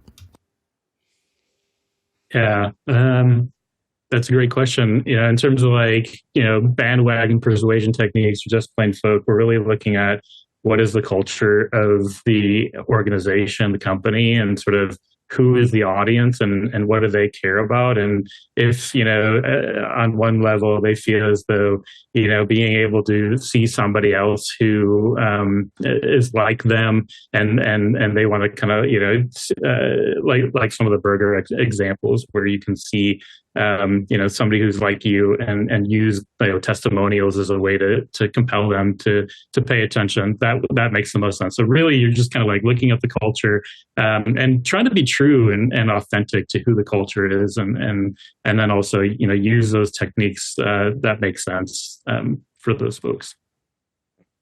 Next question.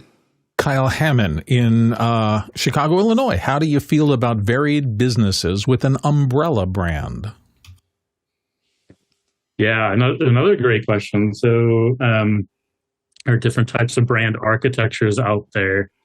And it really depends, whether or not you have an umbrella brand or you keep those businesses separate. It depends on a number of things related to like how your company is set up and what you're trying to accomplish with an umbrella brand. But typically, we would see something like a house of brands type of architecture with an umbrella brand, and it makes sense. Depending on essentially what your business strategy is. Sometimes those companies don't need to be related, and sometimes they do, and so you can kind of make decisions. Just looking at what those different companies do, and also kind of like what you're trying to accomplish with the different companies. I think the audiences drive a big piece of that. Like, do we need to target different audiences? Might be one of the reasons, or to sort of go one route versus another. Nigel? Yeah, I was only going to add that branding done well takes time and money. The more brands you have, the more time, the more money you need to spend. So if as a small entrepreneur or a small business, unless you really want multiple master brands, don't put all the weight behind one arrow rather than, dissipate the value. Ryan?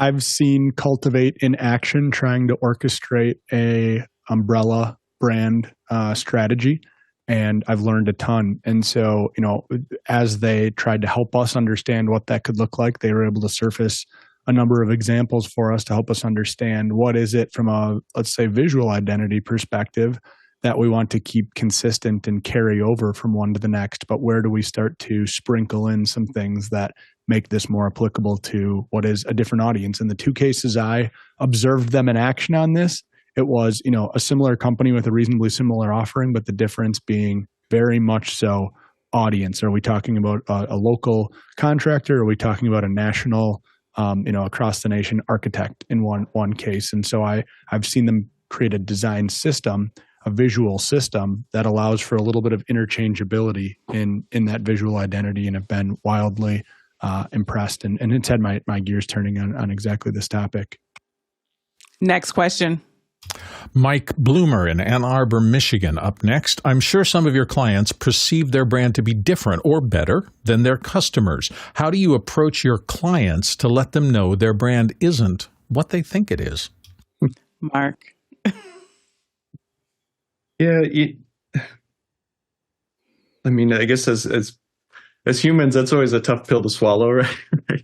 Like I remember some advice early on. Was it Nigel? Just talked about trying to have a bit of a gut check, reality check, asking trusted folks who will be real with you.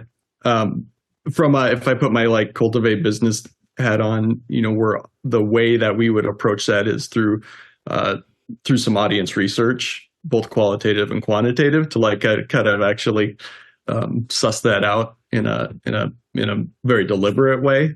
That can be helpful, just when the resources are available to do so.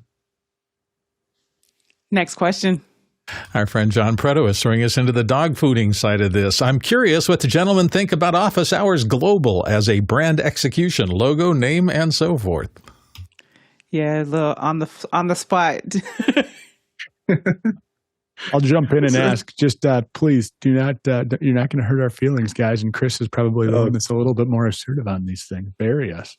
This sounds like Chris. A trap. I don't know. This, I haven't spent any time really kind of considering this or looking at this, but we're happy to provide an audit for you all. So, reach out when you're ready. Nice. Next question. Next one comes to us from Douglas Carmichael. How can disabled or neurodivergent professionals create a compelling professional identity despite a potentially unusual work history because of said disability? Yeah, Mark? Yeah, just thinking about that. Yeah, I think trying to think how to think about this, even kind of broader, just how branding works. It is about, shaping perception in the way that you want it to go. That's what the function of branding is.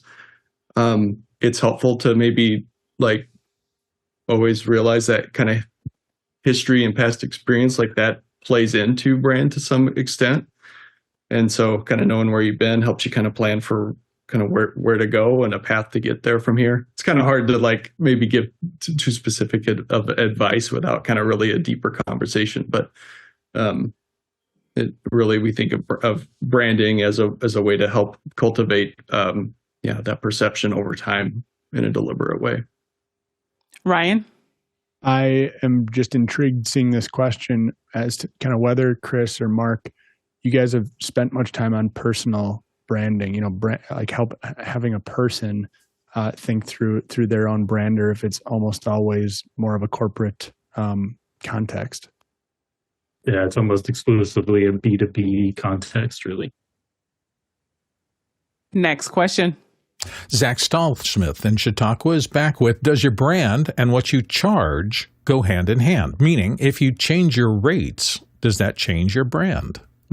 Chris. Right. Yeah. So it can change your positioning, right? And certainly if you change your rates, you need to be thinking about how should we be messaging about what is we do to make sure that the services you're providing are kind of matching that rate that you're providing. So if you're looking to move to more of an upscale kind of value kind of based pricing, think through how should you, what kind of services or what sort of consultation or what types of things do you need to be saying to ensure that the experience you're providing folks kind of matches the rate increase. Next question. Rian Smith in Trinidad down in the West Indies says, what are low-cost starting rubrics for how someone might dive into developing their brand? Chris? Yeah, low cost. Really, again, dig all the way back to that why. Really understand why it is you're doing something. Start there. And in terms of like kind of measuring your brand and moving forward, just take a look at you talk to people. I think I just said it again.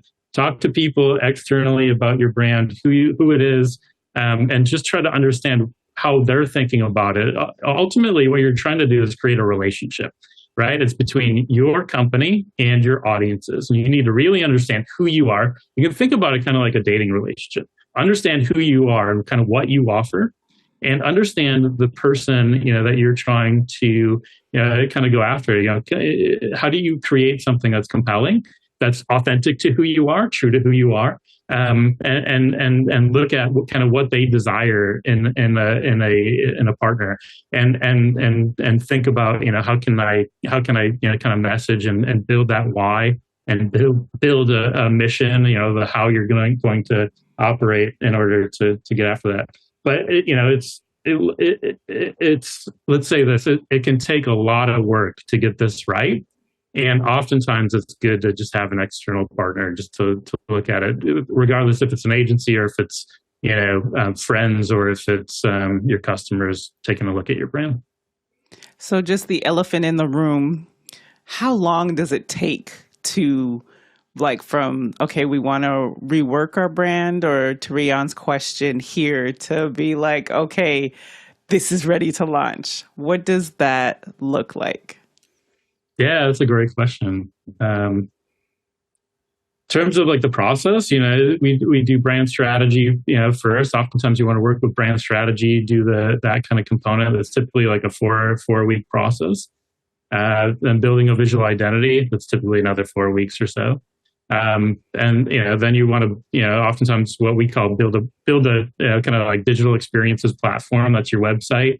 That's the place you're going to drive all traffic. That's another, depending, can be like 8 to 12 weeks, and then visual, or brand rollout at the end of the day, right? So, some kind of digital marketing campaign usually. And that's an ongoing kind of practice. So you're never really done with. You're never really done. Let's be clear. Because things change over time, right? You're going to always go back to your strategy and look at and understand, is this strategy, working appropriately for us? Is it are we saying the right things? Are our audience, our audience segments, are they, connecting with this appropriately? Next question. Next one comes from Chris Clark in Tempe, Arizona. Do you offer an annual physical, quote, end quote, for brands, a regular review of the health and development of an organization's brand and reputation? Great question, Dr. Clark. Chris? Yes, of course. Because, brands are changing over time. It's important to take a look at that over time with our clients. So we develop partnerships with our clients, and the goal is to ensure that we're taking sort of a health check, on the brand, and understanding, is it working in the right way? Have you added any products or services along the way that are affecting that? Or are you experiencing some kind of leadership guard change or something like that? So yes, that's a really important aspect of ongoing, positioning. Next question. Josh Kaufman in Pittsburgh, Pennsylvania. What practices and policies in business can a company adopt to aid communicating their brand and complement the message they've chosen graphically? Mark? So yeah, just thinking about What other outside, I think you both alluded to that in some shape or form, outside of the visual aspect, is there need for any policies or things to support just reinforcing what the organization stands for as a brand? Mm.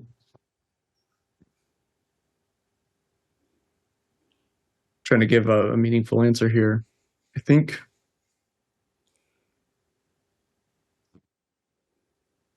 without repeating myself, like again, it's about being cohesive across kind of multiple channels.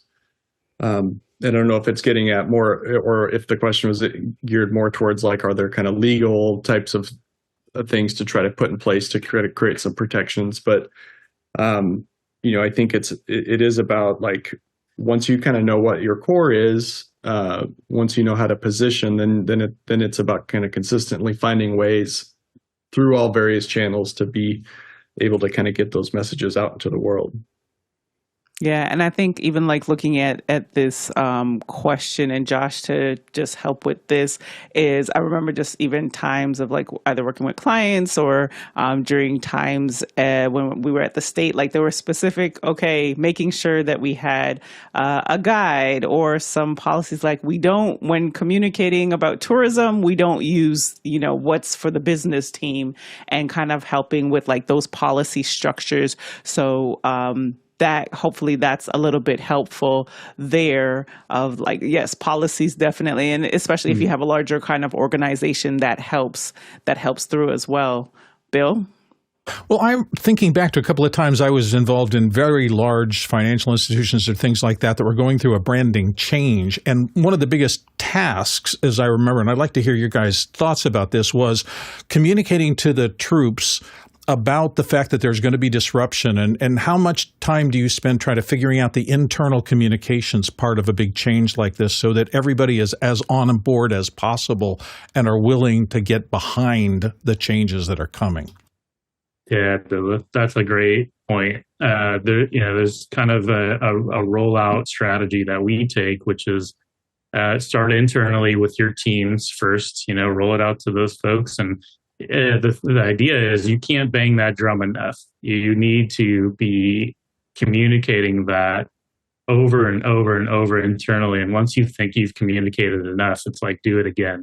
And make sure that everybody's sort of rowing in the same direction, right? When you're rowing in the same direction and everybody's on board and they understand the disruptions and sort of why we're doing this. Because oftentimes a brand change, especially like a visual identity change or something like that, there's some emotional attachment to those things. So communicating that why you're doing it internally first, and then rolling it out to your customers.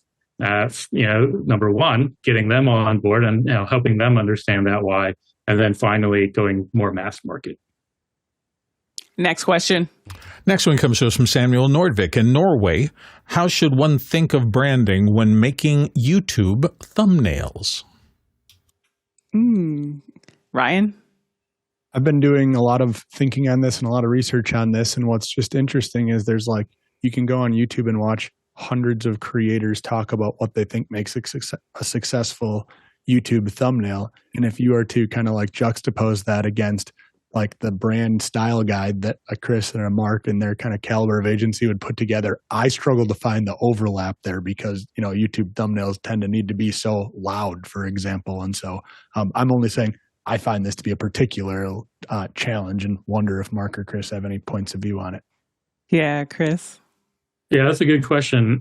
We tend to find that, whether it's like image, kind of any digital imagery that exists like YouTube, social media, et cetera, people, using people is much more attractive than just like a typical kind of image. And then, using kind of minimal text, I think is helpful as well. So if you can do something where it's like feature people and then lower thirds, really simple, kind of like, straightforward, graphic, kind of, text placement, that's, I think, always pretty helpful. Bill? Well, I was just thinking about this in terms of, it always amazes me in my social media feeds how much just clutter there is. I mean, people seem to jam every visual interest or point possible in their little vertical stripe here. And when you have a client, like the examples you showed at the construction company that are super clean and very, it's not formal, they're friendly, but they're not busy or messy. And then you have to somehow, maybe for internal communication people or something, get those people who are used to the messiness. How do you resolve that conflict? How can you be not brandy when you need to be, or do you ever do that? Yeah, that's a good question. I think my background is graphic design, so for me, it's like good design is almost like a leaf that's out on the page. It's almost like it just is meant to be there, right? And when there's so much noise and things, oftentimes simpler is better. When you can kind of simplify things, and when things are people are being really loud and sort of obnoxious, simple imagery can sometimes kind of stand out inside of that mess of busyness and create and sort of let's say kind of visual vomit almost, right? I love it. Next question. Next one comes to us from Jason Bache in Albuquerque here on the panel. For the Berger split shots, did you use models and dress them twice or simply use Photoshop for the split clothing? Mark? Yeah, well, one of the prerequisites for the project there was we needed to use their real employees. And that can always be tricky when you're asking folks to step way out of their comfort zone, especially for a photo shoot like that, things like that. And so those are two of their actual employees. They came to us in the studio. The construction outfit was easy. We just went to the truck and picked out all the right things. But then we, got them built up in a kind of boxing outfit. We did 2 different matched shots for composition, and we were actually kind of shooting tethered in a way that let us kind of sync up our framing kind of as we went, and then we composited it in Photoshop afterwards, but kind of had to create it in real time. Nice. Next question. Rian Smith is back from Trinidad with another question. Would you guys be willing to work with businesses or entrepreneurs in the Caribbean? Ooh, nice visit to the client time. Our diaspora has different views on the importance of marketing and sales. I'd love to become a conduit into Trinidad, for example. That sounds like a wonderful place to be right now. Beats these, Chicago winters. Absolutely. I think there's always, culture, context, all of that plays into things. And so I hold that up. We did just get off this a couple months ago. We did work on a rebrand for an organization out in Belize, which was pretty cool. Hoping we can get down there and see it in real life. But let's go. Yeah, so I see in the chat too. So Rayon, yes, they said yes. So we're gonna see how we can make this whole office hours expansion into Trinidad and the islands there. Next question. Next question comes from Josh Kaufman in Pittsburgh, Pennsylvania again. When deciding elements that'll become a company's identity, such as the product company name, the URL, and so forth, what should be the balance between selecting creative names versus the utility of a name that is easily remembered or typed into a search engine? Chris? Yeah, that's a great question. Certainly, we're kind of taking a look at all of those components and understanding what the opportunities are. A balance between creative names or utility of the name. It really just depends, again, on how. Oftentimes, if you're going after search engine optimization, we want that to be kind of a utility name.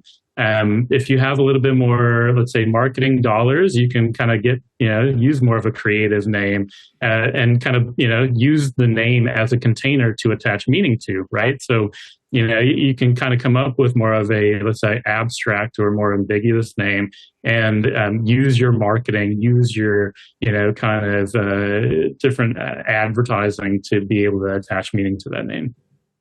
Nigel? Yeah, I spent a very unhappy year as owning naming for a Fortune 10 company. And that was the case of not moving fast enough when the jobs were being handed out. And, in that company, which had 500,000+ people, everybody thought their name was brilliant. And they thought their clever name would take on the world. And what we would do is give them the list of copyright and branded and trademarks we already owned and hadn't been used for a few years and say, please use one of those.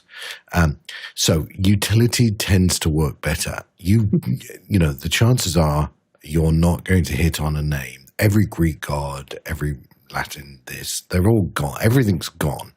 So you're now concatenating words and syllables, and they're very hard to make memorable. So utility tends to be the right answer.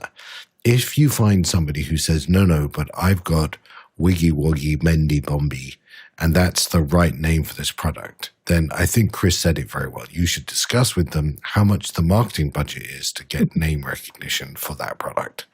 And if it's tens of millions of dollars, you can get that name, which I probably couldn't even repeat now. Otherwise, utility. One last thing I want to say. Well, not genuinely good marketing advice. I always say to people, don't confuse what you name something with what you call it. And that, you know, when you name something, you've got to make sure that name is legally covered. It's trademarked in all the markets you want to work, et cetera, et cetera, et cetera, and appears at least once in the document. You can call it something else in vernacular when you talk about it. So I was the launch manager for the IBM eServer Z-Series Model 900, and we just called it the Z900. So that there's multiple different ways to solve that problem. Next question. Chris Clark out of Tempe is back again. This time, Chris wonders, do you have thoughts about Facebook, Google, and Twitter dramatically changing their names? And do you wish you'd been hired to consult on these changes? Well, I'm happy to not be involved in the naming of those. That sounds like a headache. I don't know. It's like those. We're talking about organizations that are, to me, like operating on such a sort of higher level of scale and all that. It's a little bit hard to kind of mentally map kind of how all those connections go. I always like have, you know, a little bit of chip on my shoulder about some of it also. So I maybe don't think too fondly of it, but I don't know, maybe Chris has a different opinion. I don't know. I mean, if you change your name to X and you have to constantly say formerly Twitter, it's probably a bad idea, right? But Next question. Next question. Sorry, I shouldn't laugh. Next question comes from Dean Scher in West Lynn, Oregon. Reactions. Your brand is valuable. You need to protect it. Trademark, copyright, and if need be, federally register your trademarks. Create brand moats and monitor those encroaching on your brand. Not really a question, more a comment. Do you want to comment back? Well, reactions. He's looking for just feedback on where do you start? All of the above? How long, Chris? Yeah.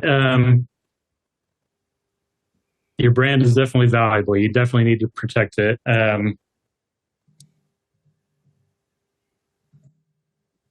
Certainly, you want to, go after a trademark in some way. And, we tend to, do USPTO searches on those things, et cetera. Ultimately, we want to get a trademark lawyer or IP lawyer involved and, consistently monitor those things over time for sure. And that's also legal advice. So we'll make sure that we have somewhere just coming back, because that is a great conversation to always be had. Next question. Next one, Josh Kaufman, Pittsburgh, Pennsylvania. What are examples of branding faux pas when graphical elements chosen by a company don't really communicate what the company thinks they are expressing? Well, the answer might be a little bit built into the question, right? Like when the faux pas is you've put work out in the world that doesn't line up to who you are, what you're about.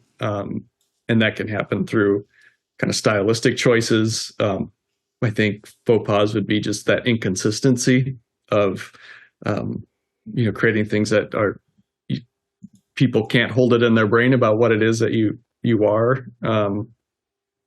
Let's see. There's always that running joke about the use of Comic Sans a little bit in the design community, but we're maybe sort of starting to embrace that one at the right time and place. I don't know. Now I'm trying to think other faux pas. I don't know. Yeah. Nigel? So I can't give you my favorite because I would be banned from the show. But Wang Computer Company did a customer care campaign in the UK, and the agency clearly didn't check with a UK agency whether the two words they put together would mean something slightly different in the UK than it meant in the US. So I drove down the M4, which is one of the main highways into London, and there's this big billboard that I nearly drove off the road. And about a day later, there's scaffolding around this thing. We're removing it. So just be careful that what you think is funny or colloquial may not translate. And if you want to know what it was, then Discord me and I'll let you know. You're going to get a lot of messages there, Nigel. Well, I think we can Chris, guess. Right. Well, Chris and Mark, thank you so much for your time. What we like to do in the last couple of minutes is just give you the floor. You've given us so much insight, valuable information, action items, because that's the kind of community that we are. So be sure to watch the replay and take some notes. Any parting words? What's next for you all?